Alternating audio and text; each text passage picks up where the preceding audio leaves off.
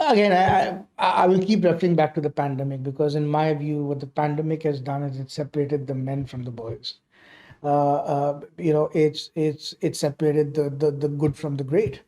And I think the biggest difference between great companies compared to good companies are they are able to adapt very fast to change and are extremely agile. In our case, I can really talk about when we had to move all our employees to work at home, which we managed to do in a very short span of time, compared to a lot of other companies in our industry, which did not make the investments in technology and almost took them 3 times to 4 times the time that we took. So I think it's extremely important for companies to work with partners who are extremely agile and can move very fast because it helps them in servicing the customer better. I think one thing that COVID has done is no industry is ever going to be the same again as it used to be pre-COVID. And our industry is no different. I think customers are going to demand a lot more higher levels of customer service, higher levels of customer experience, higher levels of NPS. And they're going to demand this whether you are in office or not in office. I think that the challenge for companies like ours is to always keep ahead of the curve, keep investing in, as I always say, both in terms of people and technology, and keep coming up with innovative solutions and innovative ideas to ensure that our clients are extremely happy with what they expect. I always use the word, I like to use the word right shoring. It's like going to a restaurant and saying that these are the only 3 things you can eat, or you can go to a restaurant and there are 15 choices and you can choose what you have. I think it's extremely important to have the right mix of onshore, nearshore, and offshore. The reason why that's important is from two perspectives: one from a quality point of view, second from a cost point of view.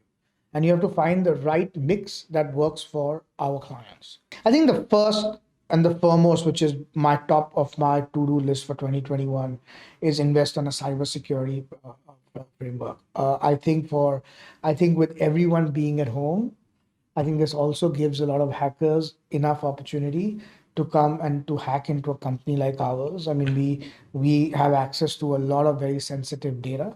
So I think that's number one for us to be ahead of the curve. I think clients of ours or partners of ours are still not talking about cybersecurity, but I think in the near future that's going to be the number one boardroom agenda. That obviously is for me is the number one goal. Having said that, again, our investments in our tech stack, our investments in how more digital transformation we can bring about in the company, and third, continue to invest in the leadership team and leaders across the company. The champion challenger model is a very fair way. Everyone can come into a room and they pitch for business to say, I am better than the other. Uh, what the champion challenger does is it gets everyone on the same platform, and then you get a period to prove yourself. And I think it's an extremely fair way of coming out. And in our case, we still haven't lost a champion challenger as Everise, which I'm extremely proud of. And hopefully we can continue that trend going forward. I think mentoring is important, not just for a company, but for any individual to be successful. You have to play the role of a mentor. I'll go back a little back in time. When I started my career, a little over 20 years back, I had great mentors in my life, and I still have them. And I think when you reach a point where you are managing a team of people, I think it becomes a natural responsibility to start mentoring people. You can leadership is really not taught in books and in colleges. Leadership is really taught when you share experiences with leaders and when you hear their best practices and then include that in the way you work. So I think mentoring for every leader is an absolute must. And if they don't do it, then I don't think they themselves will go that far. The first way you incubate, before even getting to incubating ideas, you have to create the right environment where you can have people where they can openly come up with new ideas. Now the challenge or the problem which many companies have with coming up with new ideas is they don't like it. Because when you come up with new ideas, all of them are not going to work. You're going to come up with 10 ideas, six will probably fail, two will be good, but the other two will be great. So I think you have to first create the right environment for the ideas to come. Secondly, you have to create a culture where people can speak freely and they can speak openly. They can speak about the ideas. I think if you look at our pyramid structure, we are actually an inverted pyramid, whereas we put really our champions in front of the organization and we are really there to kind of guide them and mentor them on a day to day basis. The best ideas actually come from the frontline people, and you have to create an environment. And then in today's day of an amazing social media age, you have to have a way where they can give that innovative idea instantly to you, and you should act on that. If you take an idea only from certain section of a community or a group or a race or a gender, it'll always be biased.